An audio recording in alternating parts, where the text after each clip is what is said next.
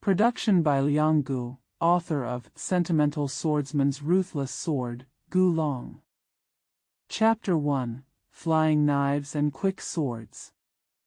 The cold wind is like a knife, using the earth as a chopping board and treating all living beings as fish. Thousands of miles of flying snow turns the sky into a furnace and melts everything into silver. The snow was about to settle, the wind was still uncertain, and a carriage came from the north. The rolling wheels crushed the ice and snow on the ground, but they could not crush the loneliness between heaven and earth. Li Xuanhuan yawned and stretched his long legs as straight as possible on the soft mink fur. Although the carriage was warm and comfortable, the journey was too long and lonely. Not only did he feel tired, but he also felt disgusted. What he hated most in his life was loneliness, but he always lived with loneliness. Life is full of contradictions, and no one can do anything about it. Li Xuanhuan sighed and took out a wine bottle from the corner. While he was drinking heavily, he also coughed loudly. The constant coughing made his pale face turn a sickly red color, as if the fire in hell was burning his body and soul. When the bottle was empty, he picked up a knife. He began to carve a figure. The blade was thin and sharp, and his fingers were long and strong. This is a portrait of a woman. Under his skillful technique, the contours and lines of this portrait appear to be so soft and graceful, as if it is alive. Not only did he give her, the moving lines also gave her life and soul, because his life and soul had quietly slipped away from under the blade. He is no longer young. The corners of his eyes were covered with wrinkles, and every wrinkle was filled with the sorrow and misfortune of his life. Only his eyes are young. These are a pair of strange eyes that seem to be green, like willow branches blown by the spring breeze, gentle and flexible, and like the sea water under the summer sun, full of pleasant vitality. Maybe it's because of these eyes. That's why he can live till now. Now that the portrait was finally completed, he stared at it dreamily for an unknown amount of time. Then he suddenly opened the car door and jumped out. The big man driving the cart immediately shouted and reined in the cart and horses. This big man has a beard all over his face. His eyes were as sharp as an eagle's, but when he moved his eyes to Li Xuanhuan, they immediately softened and were filled with loyal sympathy, just like a vicious dog looking at its owner. Li Xuanhuan actually dug a hole in the snow. He buried the newly carved figure deeply, and then stood dreamingly in front of the snowdrift.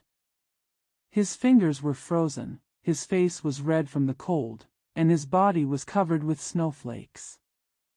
But he didn't feel cold at all, buried in the snow. Just like the person closest to him, when he buried her, his own life became meaningless. If it had been anyone else, they would have been surprised to see him behave like this, but the big man driving the car seemed to be used to it, and just said softly, "It's almost dark, and there's still a long way to go. Master, get in the car quickly." Li Xuanhuan slowly turned around, and found that there was actually a line of footprints beside the rut. He came here alone from the far north, and then walked forward alone. The footprints were very deep. It was obvious that this man had walked a long way and was exhausted, but he still refused to stop and rest. Li Xuanhuan let out a long sigh and murmured, "In this kind of weather, I never expected that there would be people running around in the ice and snow and suffering. I think he must be a very lonely and pitiful person." The bearded man didn't say anything, but he sighed secretly in his heart. Aren't you also a very lonely and pitiful person? Why do you always only know how to sympathize with others? But he forgot himself. There were many pieces of solid pine wood under the car seat, and Li Xuanhuan started carving again. His technique was refined and skillful, because what he was carving was always the same person. This person not only occupied his heart, but also his body. The snow finally stopped. The coldness between heaven and earth is heavier, and the loneliness is thicker. Fortunately, there is already a sound of human footsteps in the wind here. Although this sound was much softer than the sound of horse hooves, it was the sound that Li Xuanhuan was expecting, so no matter how slight it was, he would never miss it either. So he raised the mink curtain and opened the window. He immediately saw the lonely figure walking in front. The man walked very slowly, but never stopped, even though he heard the sound of chariots and horses neighing. But never looked back. He didn't bring an umbrella or a hat. The melted ice and snow flowed along his face and into his neck. He only wore very thin clothes. But his back was still straight, and his body was as if it were made of iron, snow, ice, cold, and fatigue. Neither fatigue nor hunger could make him succumb. Nothing can make him give in. Li Xuanhuan saw his face only when the carriage arrived in front. His eyebrows are thick, his eyes are big, and his thin lips are pressed into a tight line. The straight nose makes his face look thinner. This face is easily associated with granite, stubborn, determined, indifferent to everything, even himself. But this was also the most handsome face Li Xuanhuan had ever seen in his life. Although he is still a little too young and not mature enough, he already has a charm that is attractive enough. There seemed to be a smile in Li Xuanhuan's eyes. He opened the door and said, "Get in the car and I'll give you a ride." His words were always very simple and powerful. In this endless world of ice and snow, his offer was something that no one could refuse. Unexpectedly, the young man didn't even look at him, nor did he stop, as if he didn't hear anyone talking at all. Li Xuanhuan asked, "Are you deaf?" The young man's hand suddenly grasped the hilt of the sword at his waist. His hands were whiter than fish flesh due to the cold, but his movements were still very flexible. Li Xuanhuan smiled and said, "So you're not deaf, so come up and have a drink. A sip of wine won't do anyone any harm." The young man suddenly said, "I can't afford to drink." He actually said such a sentence. Li Xuanhuan even smiled in the wrinkles at the corners of his eyes, but he did not laugh, but said softly, "I'll buy you a drink, you don't need to spend money to buy it." The young man said, "I will never want anything I didn't buy myself, and I will never drink wine I didn't buy myself. Have I made my words clear enough?" Li Xuanhuan said, "It's clear enough." The young man said, "Okay, let's go." Li Xuanhuan was silent for a long time, then suddenly smiled and said, "Okay, I'll go. But when you can afford wine, will you buy me a drink?" The young man glared at him and said, "Okay, I'll treat you."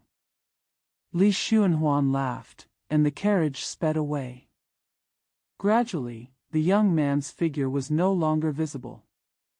Li Xuanhuan was still smiling and said, "Have you ever seen such a strange boy? I originally thought he must have gone through many vicissitudes of life, but what he said turned out to be so innocent and honest. The bearded man who was driving the car said calmly, "He is just a stubborn child." Li Xuanhuan said, "Can you see the sword in his belt?" The big man with beard also had a smile in his eyes, and said, "Can that be considered a sword? Strictly speaking, it really can't be regarded as a sword. It is just an iron piece more than 3 feet long. It has neither a blade nor a sword. There isn't even a hilt, just 2 pieces of cork nailed to it, which is the hilt." The big man with the beard smiled and continued, "In my opinion, it's just a child's toy." This time, instead of laughing, Li Xuanhuan sighed and murmured, "In my opinion, this toy is very dangerous, so it's better not to play with it. The inn in the town is not big, but now it is full of tourists who have been blocked by the wind and snow, and it seems to be extremely crowded and lively. There are more than a dozen straw mats piled in the yard. Covered empty escort cart."